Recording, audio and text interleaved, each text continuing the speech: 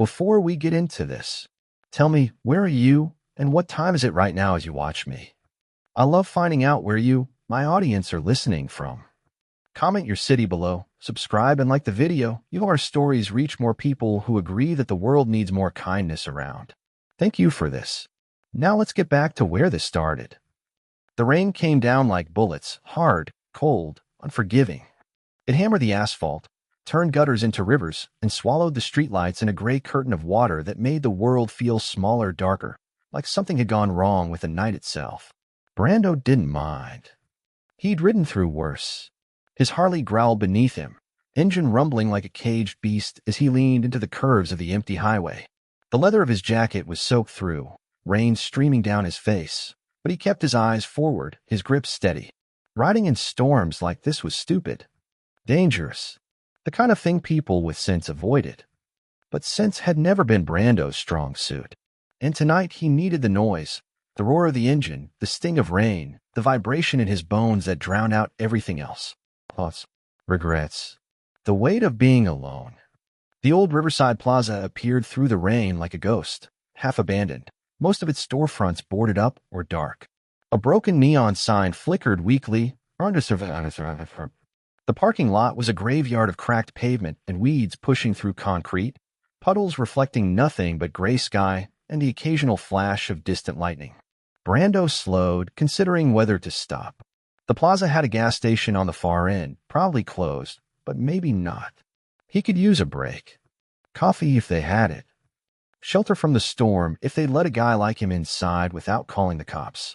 He pulled into the lot, killed the engine, and sat for a moment in a sudden, heavy silence. Rain drummed against his helmet. Thunder rolled somewhere far off, lazy and threatening. Then he heard it. Faint. Almost nothing. A sound that shouldn't have cut through the storm, but somehow did, a soft, broken whimper. The kind of sound that made something primal in his chest tighten. Brando pulled off his helmet, water streaming down his face, listening. There it was again, weaker this time, coming from behind a building. He dismounted, boots splashing in puddles, and started walking. His instincts screamed that this was a bad idea, that whatever was back there, it wasn't his problem, wasn't his business, and getting involved would only bring trouble he didn't need. But his feet kept moving anyway. The back of the plaza was worse than the front, dumpsters overflowing with trash, graffiti scarring the walls, broken glass glittering in the rain like scattered diamonds. The loading dock was collapsed on one side, and somewhere a metal door banged rhythmically against its frame, the sound hollow and ghostly.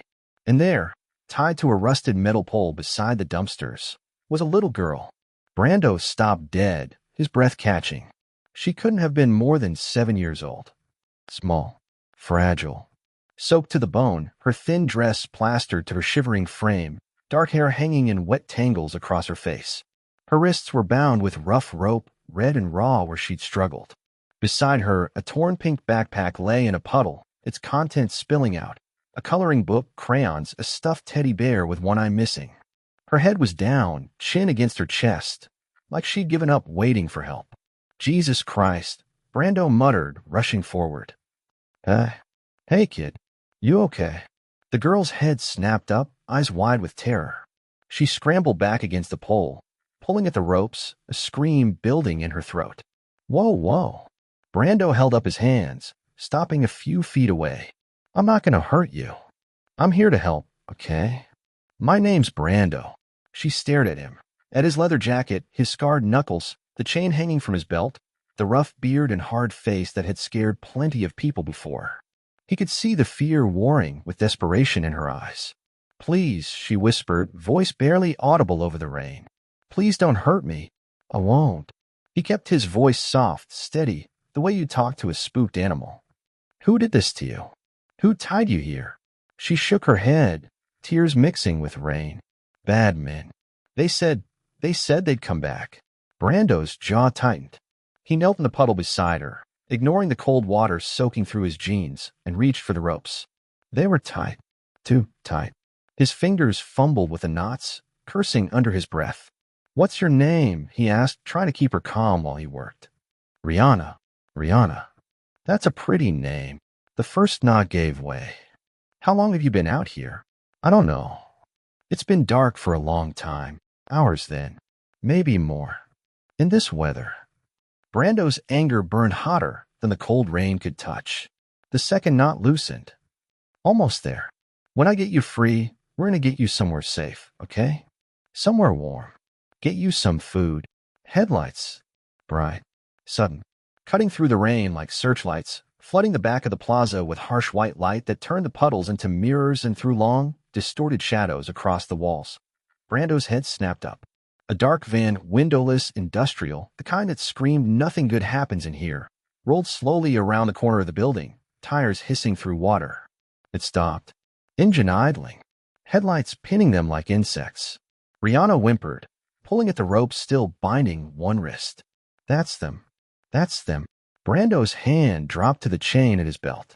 Get behind me. Two doors opened. Two men stepped out, big, mean-looking, the kind of men who'd learned violence early and never unlearned it. The first, Marcus, was built like a bulldozer, bald head gleaming wet, crowbar hanging loose in one meaty hand. The second, Lyle, was leaner but no less dangerous, a knife already out, blade catching the headlights. Marcus squinted through the rain, then grinned, a cold, ugly expression. Well, well, looks like our little problem grew a guardian angel. Walk away, Brando said, voice flat, dangerous. Right now. And maybe I don't break both your faces. Lyle laughed, spinning the knife casually. Tough guy. You got any idea what you just stepped into? Don't care. Brando stood slowly, positioning himself between them and Rihanna. Girl's coming with me. You're leaving. That's how this ends. Marcus took a step forward, crowbar tapping against his palm. See, that's not going to work for us. Boss don't like loose ends. And you just became one. Thunder cracked overhead, close enough to rattle teeth. Lightning flashed, turning the scene into a frozen tableau. Two predators advancing, one man standing his ground, a terrified child behind him still tied to a pole. Brando's chain slid free from his belt with a metallic whisper. Then let's tie this up, he growled. The men moved forward. Brando's muscles coiled, ready. And in the distance, so faint Brando almost missed it beneath the thunder, came another sound. Engines. Multiple. Growing louder. His eyes widened slightly. No, it couldn't be. Marcus and Lyle didn't hear it yet. They were too focused on him, too confident in their numbers. But Brando heard it. And despite everything, despite the danger, the cold, the rain, something like hope flickered in his chest. Because he recognized those engines. Brando moved fast. Come on, he hissed, finally tearing the last rope free from Rihanna's wrist. He grabbed her hand, small, cold, trembling, and pulled her toward the nearest dumpster. Stay down. Don't make a sound. She nodded, eyes wide with terror, and crouched behind the rusted metal container. Brando positioned himself between her and the van, every muscle in his body coiled tight, ready to spring. The headlights stayed on, cutting through the rain like accusatory fingers. The engine idled, a low threatening purr that made Brando's skin crawl. He could see the silhouettes of the two men through the windshield, shapes moving, gesturing. Then the doors opened. Marcus stepped out first, crowbar dangling from one hand like an extension of his arm. He was massive, 6'3", maybe 250, with a shaved head that gleamed wet under the van's lights. The kind of man who'd learned early that size and violence opened doors that words couldn't. Lyle came around from the passenger side, smaller, but no less dangerous. Wiry quick, with a knife already out, a fixed blade, maybe 6 inches, the kind you didn't pull unless you planned to use it. His eyes swept the area with predatory focus. I'm telling you, Marcus, this is a mistake, Lyle said, voice cutting through the rain. Boss said she's a liability. Keeping her around is stupid. Marcus spat into a puddle. Boss said, handle it. That's what we're doing. By leaving her tied up out here? What if someone finds her? Who's going to find her? Marcus gestured at the abandoned plaza with his crowbar. Place has been dead for months. By morning, she'll be hypothermic. Problem solved. Clean. Behind the dumpster, Rihanna's breath hitched, a tiny, barely audible sound that might as well have been a gunshot in Brando's ears.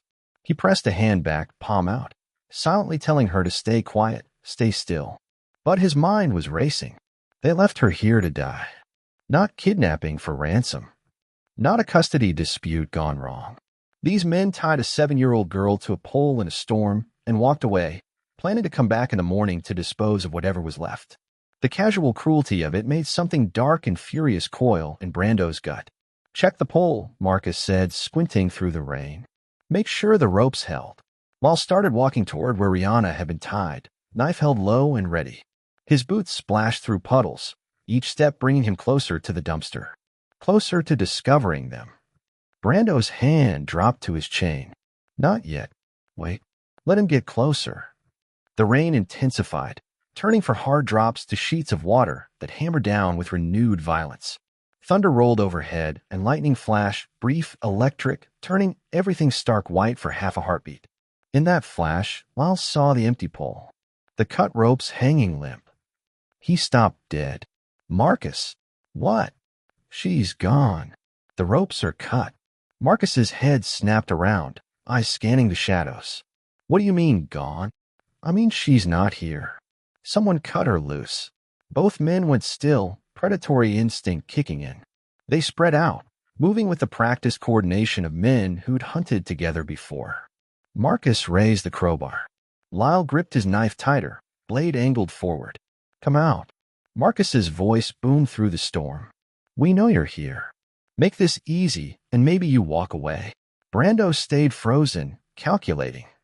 2-on-1. Both armed. Bad odds, but he'd faced worse. The real problem was Rihanna, keeping her safe, keeping her hidden, keeping her alive.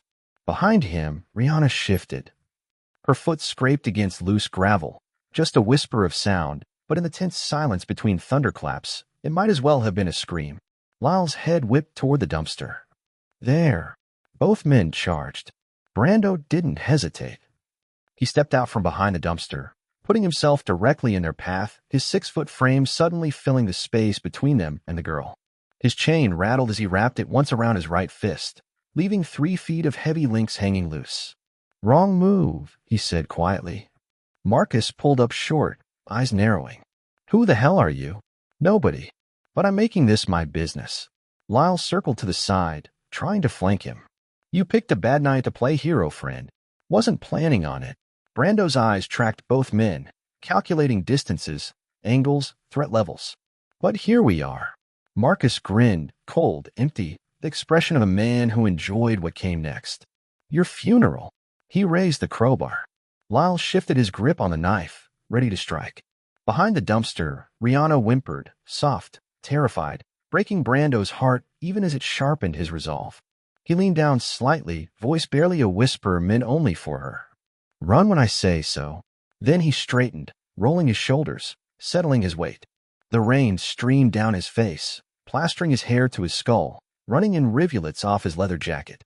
Lightning flashed again, illuminating the scene in brutal clarity. 2 predators, 1 defender, and somewhere in the distance, the faint rumble of something that wasn't quite thunder. Brando's lips curled into something that wasn't quite a smile. Lyle moved first. He came in fast, knife leading, a practice slash aimed at Brando's ribs. Quick, efficient, the move of someone who'd done this before. But Brando was faster. His chain whipped out like a striking snake, 3 feet of heavy steel links cutting through the rain. It caught Lyle's wrist mid-strike with a wet crack that echoed off the plaza walls. The knife went flying, clattering across the pavement into a puddle 15 feet away. Lyle screamed, clutching his wrist. "You broke it." "You." Brando's left fist caught him in the jaw before he could finish. The impact was solid, meaty, sending Lyle stumbling backward into the van's side panel with a hollow thud. Marcus roared and charged, crowbar raised high like an executioner's axe. He brought it down in a vicious arc aimed at Brando's skull, the kind of swing that would split bone and end fights permanently. Brando twisted sideways. The crowbar whistled past his ear, so close he felt the displaced air, and slammed into the pavement where he'd been standing. Sparks flew. Concrete cracked. Before Marcus could pull back for another swing, Brando drove his knee into the bigger man's gut. Air exploded from Marcus's lungs in a pained whoosh. He doubled over, and Brando brought his elbow down hard on the back of his skull. Marcus dropped to one knee, dazed but not out. He was tough, the kind of tough that came from years of brutal work and even more brutal play. "Stay down," Brando growled, breathing hard. Marcus spat blood. Not a chance. He surged up with a crowbar, swinging wild. Brando blocked with his forearm. Pain exploded up to his elbow, sharp and electric, but he pushed through it, wrapping his chain around the crowbar and yanking hard. The weapon flew from Marcus's grip, spinning through the rain. Then Brando's fist found Marcus's face. Once, twice. The third punch shattered his nose with a wet crunch. Blood poured down Marcus's chin, mixing with rain, and he staggered backward, eyes unfocused. Told you, Brando said. Behind him, Rihanna's scream pierced the storm. Brando spun. Lyle, favoring his broken wrist but still mobile, had circled around during the fight. He'd grabbed Rihanna by her thin arm and was dragging her toward the van, one hand clamped over her mouth to muffle her cries. Let her go. Brando started forward. Back off. Lyle's voice cracked with pain and desperation. He pulled harder, and Rihanna's feet slipped into puddles as she fought against him. Back off, or I snap her arm. Brando froze, every instinct screaming at him to rush forward, to tear Lyle apart with his bare hands. But Rihanna's terrified eyes locked on his, and he knew one wrong move and Lyle would hurt her just to prove he could. You don't want to do this, Brando said, voice steady despite the rage boiling in his chest. Yeah, watch me. Lyle took another step toward the van, dragging Rihanna with him. Marcus pushed himself up from the ground, nose still streaming blood, murder in his eyes. Should have walked away when you had the chance. Brando's mind raced. 2 targets. 1 hostage. No clear shot at either without risking Rihanna. The chain felt heavy in his hand, useless. His body ached from the fight, bruised ribs, throbbing forearm, exhaustion creeping in at the edges. The rain hammered down harder, turning the world into a gray blur of water and darkness. Lyle reached the van's sliding door, fumbling with the handle while keeping his grip on Rihanna. Get in the van, Marcus. We're leaving. Marcus took a step toward them.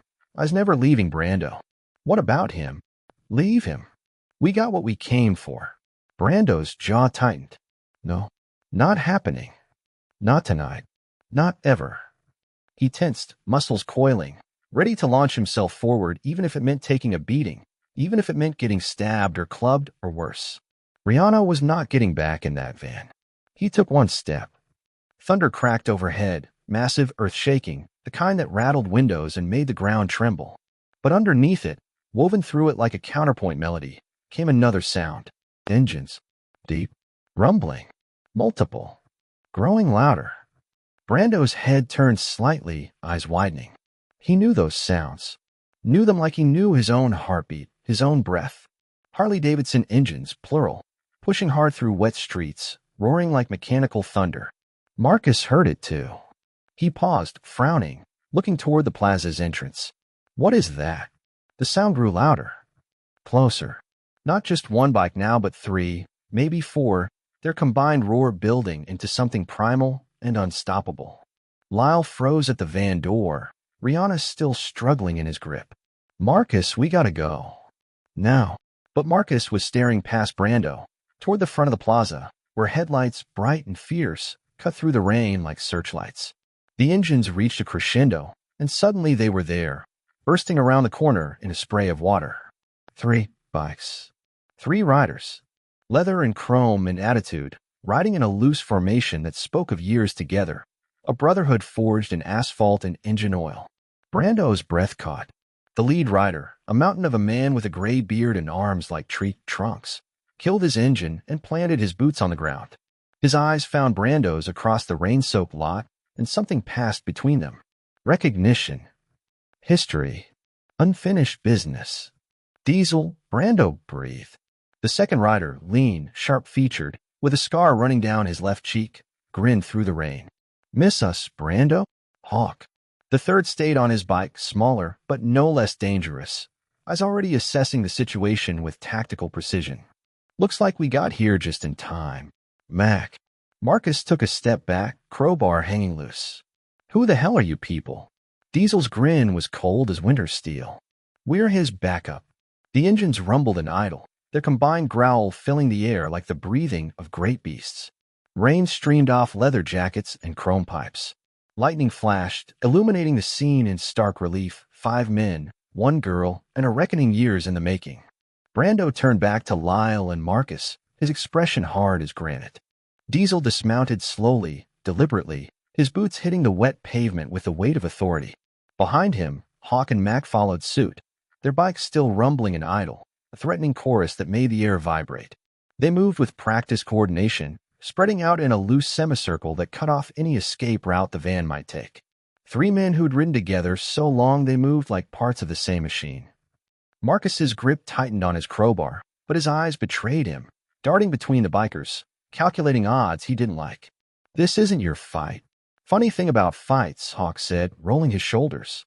The scar on his cheek pulled tight when he smiled. They become ours when we say they do. Lyle still had Rihanna by the arm, pressed against the van's side. His broken wrist hung useless, but his good hand gripped her shoulder hard enough to make her whimper. Stay back. All of you. Or if the kid gets hurt. Mac killed his engine.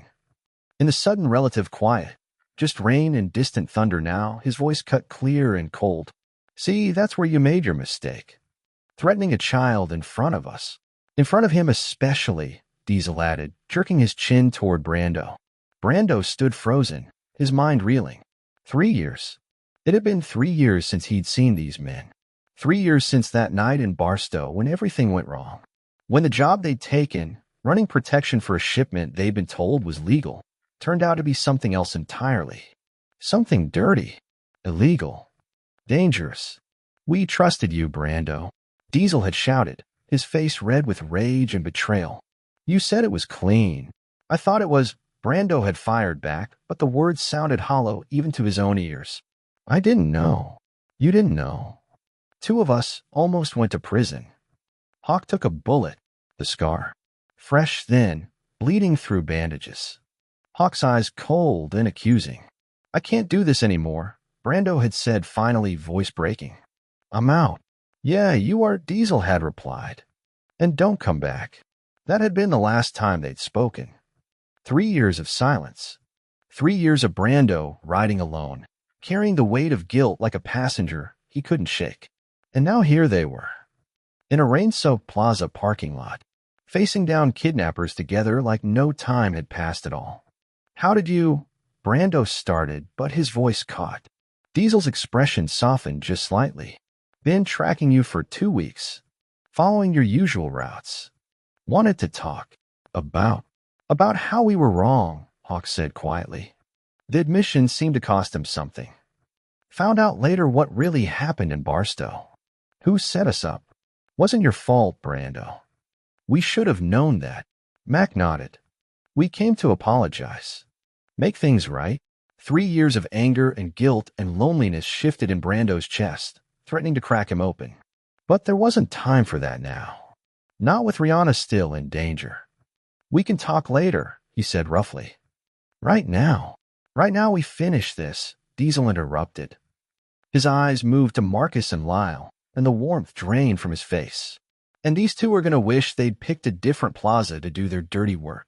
Marcus backed toward the van, crowbar raised defensively. There's 5 of us in the van. You really want to escalate this? 5. Hawk laughed, short, sharp, humorless. Brother, we are the escalation.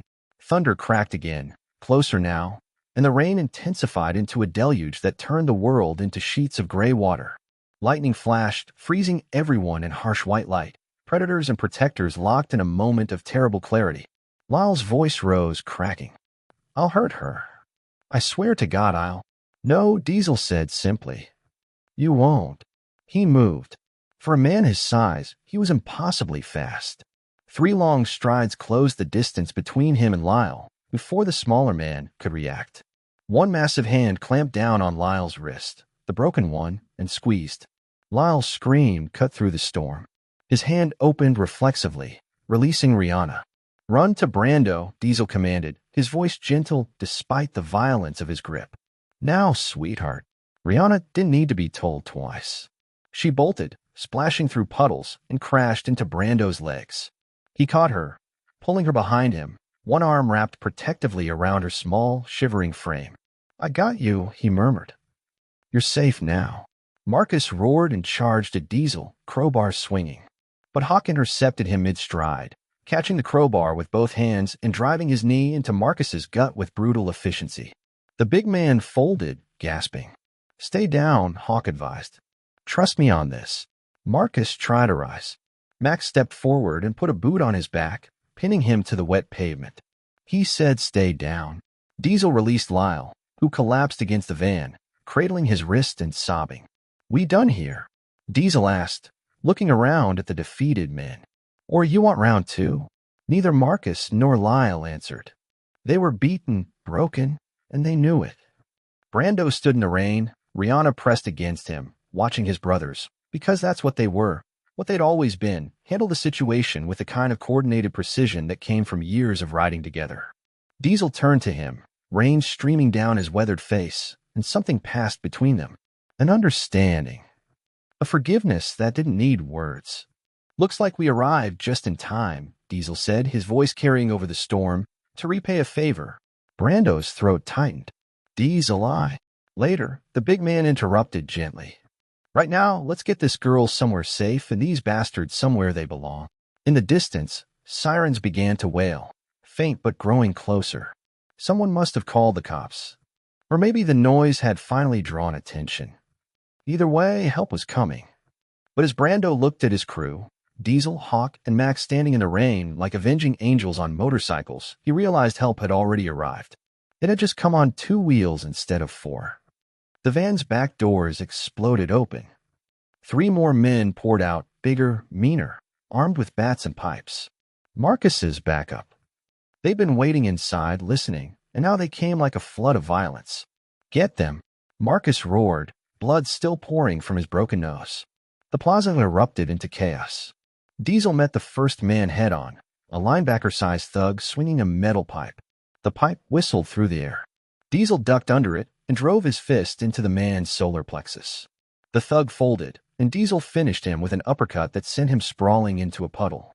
Hawk danced around the second attacker, dodging wild bat swings with practiced ease. "That all you got?" He taunted, then swept the man's legs and dropped him hard onto the pavement. The bat skittered away, and Hawk kicked it into the darkness. Mac took on 2 at once, blocking, weaving, his smaller frame an advantage in tight quarters. He moved like water, flowing around their attacks, striking pressure points and joints with surgical precision. Within seconds, both men were on the ground, groaning. But Marcus was moving. While his crew fought, he scrambled toward the van's driver's side, keys jangling in his bloody hand. "He's running!" Brando shouted. Hawk's head snapped around. He saw Marcus climbing into the driver's seat, saw the engine roar to life, saw the reverse lights flash white. Without hesitation, Hawk sprinted to his Harley, kicked it to life, and twisted the throttle. The bike screamed forward, rain spraying from its tires, and Hawk aimed it straight at the van's rear panel. The impact was devastating. Metal crumpled. Fiberglass shattered. The van lurched sideways, its back end crumpling under the force of 800 pounds of steel and chrome, hitting it at 30 miles an hour. Hawk jumped clear at the last second, rolling across the wet pavement as his bike went down in a shower of sparks. The van's engine sputtered and died. Marcus kicked open the driver's door, stumbling out, cursing.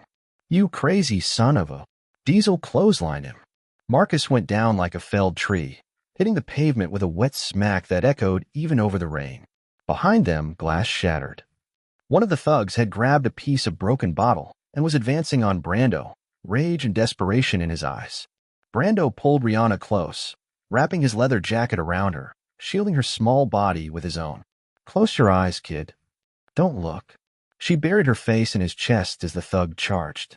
Brando's chain caught him across the jaw. The man's head snapped sideways, and he dropped like a puppet with cut strings. All around them, the battle raged. Fists meeting flesh. Bodies hitting pavement. The storm's fury matched by human violence. Everything lit in stuttering flashes of lightning that turned the scene into a brutal strobe light nightmare. Then, cutting through the chaos, came a new sound, sirens. Distant but growing closer. Multiple vehicles, their wails harmonizing with the thunder. "Cops!" Lyle screamed, still slumped against the van. "Cops are coming!" The remaining thugs hesitated, looking to Marcus for orders. But Marcus was on his knees, Diesel's boot planted firmly between his shoulder blades, going nowhere. "It's over," Max said, breathing hard. Blood trickled from a cut above his eye, but he was standing. They all were. The kidnappers weren't. Red and blue lights began to flicker at the plaza's entrance. 3 patrol cars, maybe 4, converging fast. Brando held Rihanna tighter. You're okay. It's over now. The police are here. She nodded against his chest, still trembling, but her grip on his jacket loosened slightly. Trust, fragile, but growing. Diesel hauled Marcus to his feet, keeping one massive hand locked on the back of his neck. Stay put, or I'll. Marcus laughed. It was a wet, bubbling sound through his broken nose, but it was definitely a laugh. His head turned, blood-streaked face twisting into a smile that had nothing to do with humor. You think this ends here? He said, his voice thick and distorted. You stupid bastards. You have no idea who we work for. Hawk stepped closer. Then enlighten us. People who own cops. People who own judges. Marcus's smile widened, showing red-stained teeth. This girl, she's worth money. Lots of it. And when our boss finds out what happened here, what you did, he shook his head slowly. You're all dead men. Every single one of you. Big talk, Diesel growled. For some about to spend the next 20 years in a cage. 20 years. Marcus laughed again. I'll be out by morning. But you just signed her death warrant. The police cars screeched to a halt, doors flying open. Officers emerged with weapons drawn, flashlights cutting through the rain. Hands up. Everyone hands up. Now. Brando slowly raised his free hand, the other still wrapped protectively around Rihanna. Diesel, Hawk, and Mac did the same, stepping back from the kidnappers with their palms visible. But Marcus's words echoed in the sudden tension, poison seeping into the moment of victory. You have no idea who we work for. And as the police moved in shouting orders, separating everyone, Brando looked down at the small girl clinging to him and wondered what they'd really stumbled into tonight. What kind of darkness had they pulled her from? The police station smelled like stale coffee, disinfectant, and the kind of exhaustion that came from too many night shifts dealing with humanity's worst. Fluorescent lights buzzed overhead, harsh and unforgiving, turning everyone's skin a sickly shade of pale. Brando sat in a plastic chair outside the interview room, still dripping rainwater onto the linoleum floor. His ribs ached where the crowbar had connected. His knuckles were split and swelling. But he didn't move. Didn't ask for water or medical attention or permission to leave. He just sat and waited. Through the interview room's window, he could see Rihanna. She was wrapped in a blanket 3 times too big for her, sitting at a table across from a female detective who spoke in soft, measured tones. A victim advocate sat beside her, a kind-faced woman with gray hair who kept one gentle hand on Rihanna's shoulder. The little girl was talking now, her voice too quiet for Brando to hear through the glass, but he could see her trembling. See the tears tracking down her cheeks. See the way her hands clutched that rag teddy bear like it was the only solid thing left in her world. Mr. Sullivan? Brando looked up. A detective stood over him, early 50s, receding hairline, the weathered face of someone who'd seen too much and still showed up for work anyway. His badge read Detective Carver. That's me. Need to ask you some questions. You up for that? Brando nodded and followed him to another interview room. Smaller.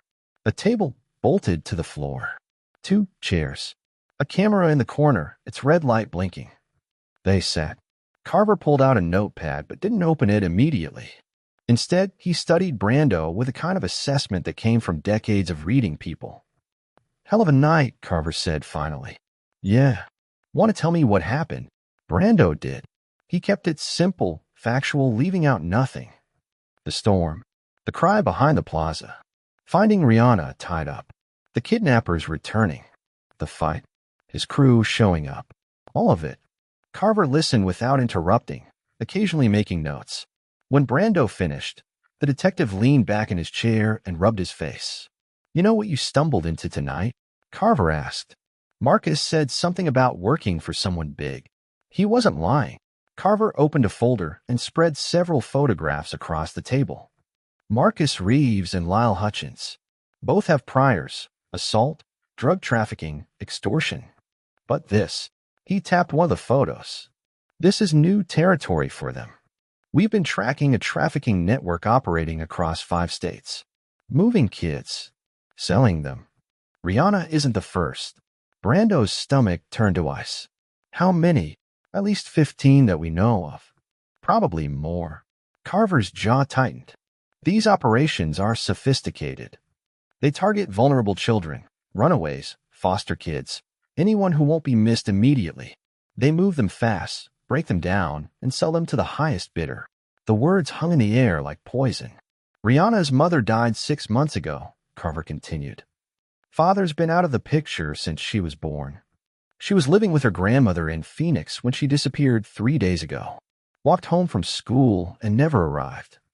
Grandmother filed a missing persons report, but he shrugged helplessly. Resources are limited. Another missing kid in a system that has thousands. Until tonight, Brando said quietly. Until you heard her crying in the rain. Carver closed the folder. Marcus and Lyle are mid-level. Muscle and transportation. But they're not talking.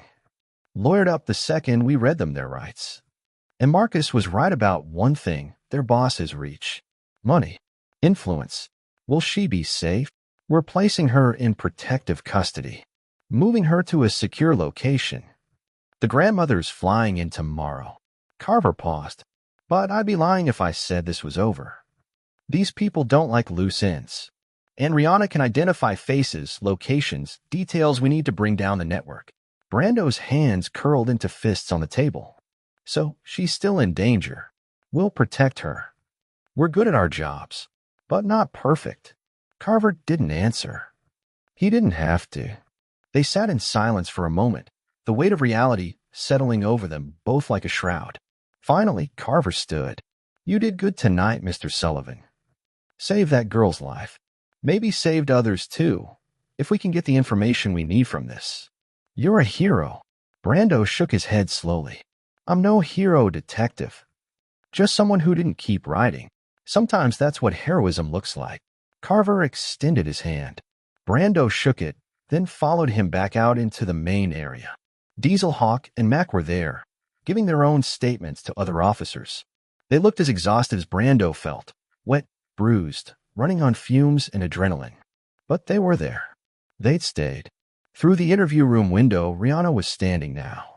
The advocate was leading her toward the door, toward whatever came next, foster care, protective custody, a life rebuilt from fragments. She saw Brando and stopped, pulled away from the advocate and ran to him, throwing her small arms around his waist. Thank you, she whispered into his rain-soaked jacket. Thank you for finding me. Brando knelt down, bringing himself to her eye level. Up close, he could see the bruises on her wrists more clearly, the exhaustion in her young eyes, the fear that hadn't quite left despite being safe now. You're going to be okay, he said, willing it to be true. The police will take care of you. Your grandmother's coming. You're safe now. Rihanna looked up at him with eyes far too old for 7 years. Will they come for me again? The question hit like a punch to the chest. Brando opened his mouth to reassure her, to lie if he had to give her the comfort she desperately needed. But the words stuck in his throat. Because he didn't know. Because Marcus's words still echoed in his head. Because the truth was complicated and dark and uncertain. He looked away, unable to meet those pleading eyes. And in that silence, that moment of hesitation, Rihanna understood. The fear crept back into her expression, small, quiet, but unmistakable. Come on, sweetheart, the advocate said gently, taking her hand. Let's get you somewhere you can rest. Rihanna let herself be led away, glancing back once at Brando, before disappearing down the hallway. Diesel appeared at his shoulder. You okay? Brando watched the empty hallway. No, he said honestly. I don't think I am. 4 days passed like a held breath. Brando tried to go back to normal, working his shifts at the auto shop, riding his usual routes, sleeping in his small apartment above the garage. But normal felt like a costume that no longer fit. Every time he closed his eyes, he saw Rihanna's face. Heard her question. Will they come for me again? He called the station twice. Both times, Detective Carver assured him Rihanna was safe. Secured location. Armed protection. Her grandmother had arrived from Phoenix and was with her. Everything was being handled. It should have been enough. It wasn't. On the 4th night, Brando's phone rang at 11:47 p.m. Unknown number. He almost didn't answer. Yeah. Mr. Sullivan, this is Detective Carver. The voice was tight, controlled, but Brando heard the tension underneath. I need you to stay calm. Brando's blood turned to ice. What happened? Marcus Reeves and Lyle Hutchins escaped custody during transfer to county holding. 3 hours ago. 2 officers injured, 1 critical. The phone felt heavy in Brando's hand. Where's Rihanna? Still secure. We've doubled her protection. But Sullivan, Carver paused. We found something in Marcus's cell. A message scratched into the wall. Just 3 words, finish the job. Brando stood, already reaching for his jacket. They're coming back. We don't know that. Could be posturing. Could be. They're coming back, Brando repeated, certainty like iron in his voice. Where did it happen? The escape. I can't tell you that. You need to stay out of this. Let us handle. Brando hung up. He stood in his apartment, rain beginning to patter against the window like a warning. Like déjà vu. Like the universe repeating itself, giving him another chance to get it right. 20 minutes later, he was on his bike, riding through streets slick with fresh rain, heading back to the Riverside Plaza. He didn't know why. Instinct maybe. Or guilt. Or the certainty that if Marcus wanted to send a message, he'd return to where it all started. The plaza looked even more abandoned than before. Crime scene tape still fluttered from the backloading area, yellow and bright against the darkness. The broken van remained where it had crashed, a hulking shadow covered in a police tarp. Brando killed his engine and sat for a moment listening. Rain drumming on leather. Thunder rolling distant. And underneath it all, the ghost of Rihanna's whimper, the memory of her tied to that pole. He dismounted and walked toward the back of the plaza, chain hanging loose from his belt. Every shadow felt like a threat. Every sound like a warning. His phone buzzed. Text from an unknown number, behind you. Brando spun, hand dropping to his chain. Diesel stepped out from behind a support pillar, hands raised. Easy. It's me. Jesus Christ, Diesel. Got a call from Carver. Figured you'd come here. The big man approached, his weathered face grave. You can't do this alone, brother. Not asking you to. Word on the street is they're coming tonight, Diesel interrupted. Marcus has connections. Bad ones. He put out word he's finishing what he started. And that means the girl Brando finished. He twisted the knife. Brando's knees buckled, but he held on to Rihanna. Held her tight as he fell, turning his body so he hit the ground first, cushioning her impact. Brando! Diesel roared. Hawk appeared from nowhere, his chain catching Marcus across the back. The big man went down hard. Hawk hit him again, and again, not stopping until Marcus lay unconscious in the rain. Sirens wailed in the distance. Multiple vehicles growing closer fast. Someone must have called in the war zone. Mac appeared, breathing hard, blood on his knuckles but upright. Clear on the south side. North 2, Hawk confirmed, standing over Marcus's unconscious form. Diesel dropped beside Brando, hands immediately going to the wound. Stay with me, brother. You hear me? Stay with me. Brando couldn't feel his legs. The world was getting distant, gray at the edges. But he could feel Rihanna in his arms, her small body pressed against his chest. She was crying, saying something. Her voice sounded far away, like she was calling from the end of a long tunnel. Don't go, Thunder Man, she whispered, her small hands clutching his jacket. Please don't go. You promised you'd keep me safe. Did keep you safe, Brando managed. Each word cost him. You're okay, but you're not. Tears streamed down her face. You're not okay. Diesel pressed hard on the wound. Ambulance is coming. 2 minutes. You hear that? 2 minutes. Just hold on. Brando tried to nod, tried to stay present. But the gray was spreading, turning everything soft and distant. Rihanna's face floated above him, backlit by red and blue lights now. The police had arrived, were swarming the plaza, shouting, taking control. Thunderman, she said again, and despite everything, Brando smiled. Loud, Angel, he whispered back. His eyes slid closed. Brando! Brando, stay with us. Diesel's voice, desperate now. But the storm was fading. The sirens were fading. Everything was fading except the weight of Rihanna in his arms and the knowledge that she was safe. Finally safe.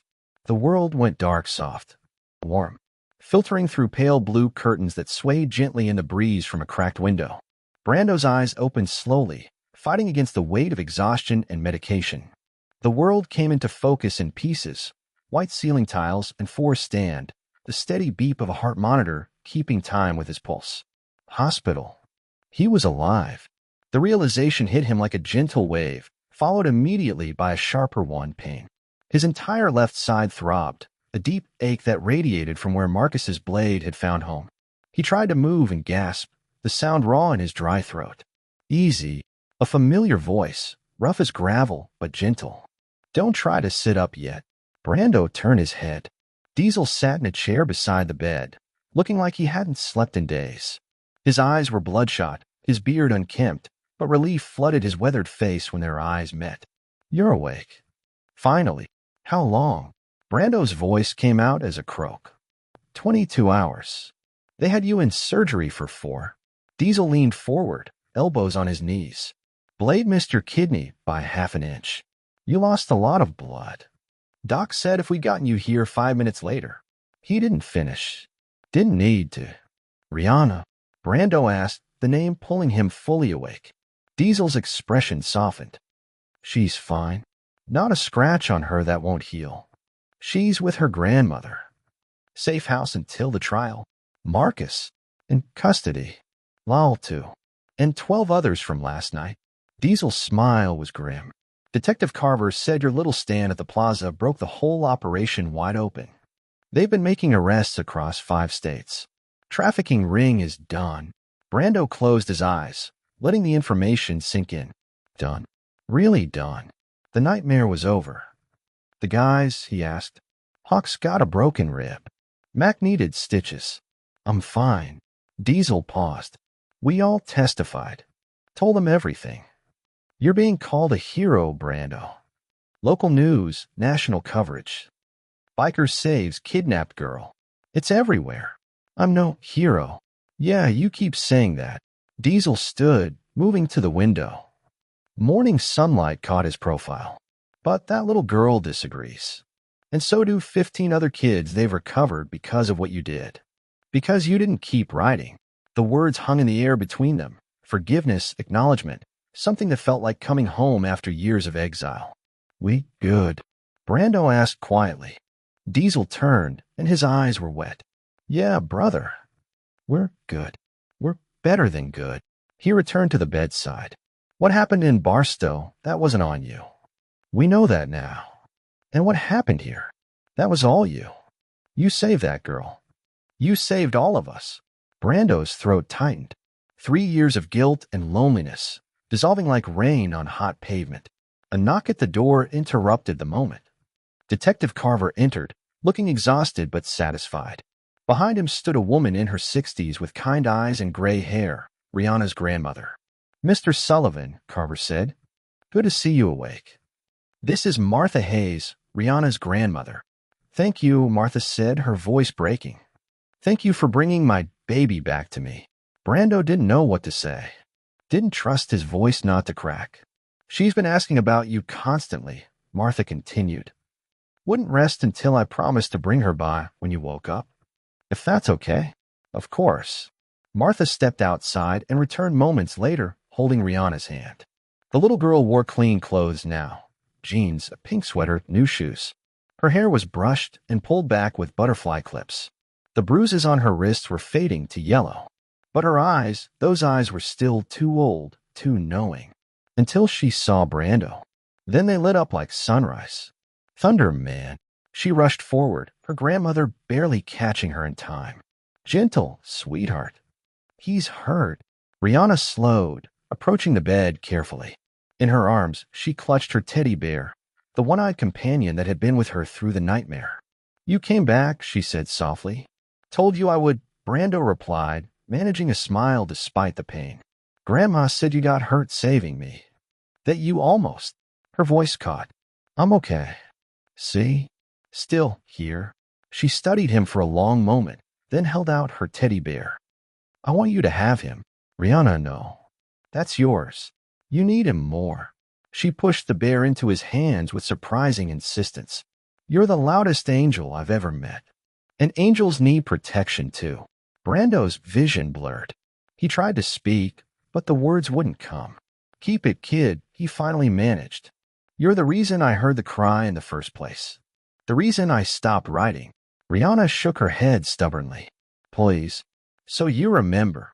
I could never forget you. Then take him so he remembers. So he knows someone good saved us.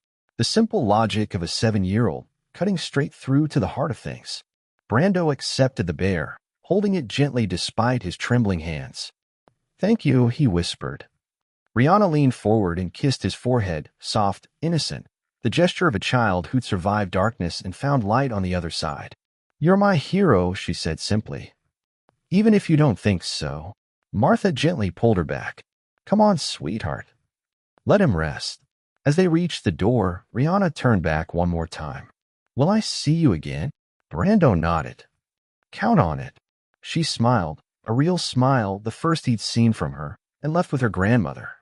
The room fell quiet except for the beeping monitor and the distant sound of the hospital beyond.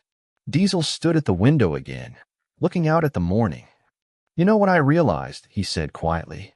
All these years, people see guys like us and cross the street. See the leather and the bikes and the chains and think dangerous. Think criminal. Can't blame them, Brando said. No. But they're wrong.